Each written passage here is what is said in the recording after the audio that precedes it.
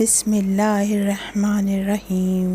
پیارے اسلامی دوستوں، عاصم بن زمرہ بیان کرتے ہیں کہ ایک جوان لڑکا مدینے میں کھڑا رو رہا تھا اور فریاد کرتا تھا کہ اے خداوند عالم، تو ہی انصاف کرنے والا ہے، میرے اور میری ماں کے درمیان انصاف فرما۔ اتنے میں ادھر سے حضرت عمر رضی اللہ تعالیٰ عنہ کا گزر ہوا تو آپ نے جوان سے رونے کا سبب پوچھا۔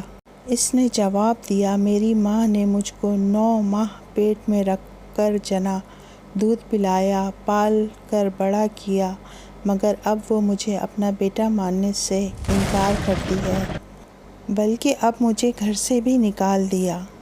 چنانچہ حضرت عمر رضی اللہ تعالیٰ عنہ نے اس کی ماں کو بلوایا۔ ایک عورت بما اپنے 4 بھائیوں کے اور اہل قبیلہ کے حاضر خدمت ہوئی۔ خلیفہ وقت نے اس عورت سے پوچھا کہ تو اس لڑکے کے بارے میں کیا کہتی ہے؟ عورت نے کہا، اے خلیفہ، یہ لڑکا بالکل جھوٹا ہے، میں نہیں جانتی یہ کون ہے، کس قبیلے سے ہے اور کیسے مجھے ماں سمجھتا ہے، جبکہ میں ابھی تک غیر شادی شدہ ہوں۔ آپ نے اس کا ثبوت پوچھا تو اس کے 4 بھائیوں اور 40 اہل قبیلہ نے گواہی دی کہ یہ عورت غیر شادی شدہ ہے۔ یہ لڑکا بلا وجہ ہماری بہن کو بدنام کرنا چاہتا ہے۔ لڑکے سے جب ثبوت مانگا تو اس نے کہا، میرے پاس سوائے اس کے کوئی اور ثبوت نہیں کہ میں اس کا لڑکا ہوں۔ یہ میری ماں ہے اور میں اس کے پیٹ سے پیدا ہوا ہوں اور اس کے زیر سایہ پرورش پائی ہے۔ چونکہ عورت کی طرف سے 40 گواہ پیش ہوئے تھے مگر لڑکا کوئی گواہ پیش نہ کر سکا، تو حضرت عمر رضی اللہ تعالیٰ عنہ نے اس لڑکے کو کوڑے مارنے کا حکم دیا۔ جب اس لڑکے کو کوڑے لگانے کے لیے لے کر جا رہے تھے، اس لڑکے کی نظر حضرت علی رضی اللہ تعالیٰ عنہ پر پڑی۔ اس لڑکے نے زور زور سے چلا کر دہائی دی کہ اے رسول صلی اللہ علیہ وآلہ وسلم، خدا کے بھائی، میں بہت مظلوم ہوں، میری فریاد رسی کیجیے اور مدد کو آئیے۔ حضرت علی رضی اللہ تعالیٰ عنہ نے فرمایا، اس جوان کو حضرت عمر رضی اللہ تعالیٰ عنہ کے پاس واپس لے چلو۔ جب یہ لڑکا دوبارہ حضرت عمر رضی اللہ تعالیٰ عنہ کے پاس واپس لایا گیا تو انہوں نے پوچھا، اسے واپس کیوں لائے ہو؟ لوگوں نے کہا، جناب علی رضی اللہ تعالیٰ عنہ کے حکم سے واپس لائے ہیں۔ اسی وقت حضرت علی رضی اللہ تعالیٰ عنہ بھی تشریف لے آئے اور فرمایا کہ اس لڑکے کی ماں کو میرے سامنے لاؤ۔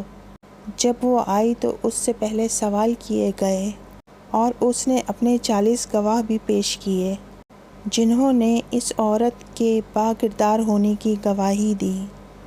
لڑکے سے پوچھا تو اس نے وہی کہا جو وہ پہلے کہہ چکا تھا۔ اب جناب امیر نے حضرت عمر رضی اللہ تعالیٰ عنہ سے پوچھا کہ مجھے اجازت ہے کہ میں ان دونوں کے درمیان فیصلہ کروں؟ حضرت عمر رضی اللہ تعالیٰ عنہ نے کہا، میں آپ کو کیوں کر روک سکتا ہوں، جبکہ میں نے رسول پاک صلی اللہ علیہ وآلہ وسلم سے سنا ہے کہ آپ ارشاد فرماتے تھے کہ اے لوگوں، تم میں سے علی میرا بھائی ہے، سب سے زیادہ علم جاننے والا ہے اور انصاف کرنے والا ہے۔ اس کے بعد حضرت علی رضی اللہ تعالیٰ عنہ نے کہا، میں آج تمہارے درمیان ایسا فیصلہ کروں گا جو خدا اور اس کے رسول کو بہت پسند ہے اور جس سے دونوں راضی ہوں گے۔ پھر آپ نے اس عورت سے کہا، تیرا کوئی ولی ہے؟ اس پر چاروں بھائی آگے بڑھے۔ آپ نے فرمایا کہ تم میرے فیصلے پر راضی ہو جو کہ میں تمہاری بہن کے لیے کروں؟ انہوں نے کہا، ہم راضی ہیں۔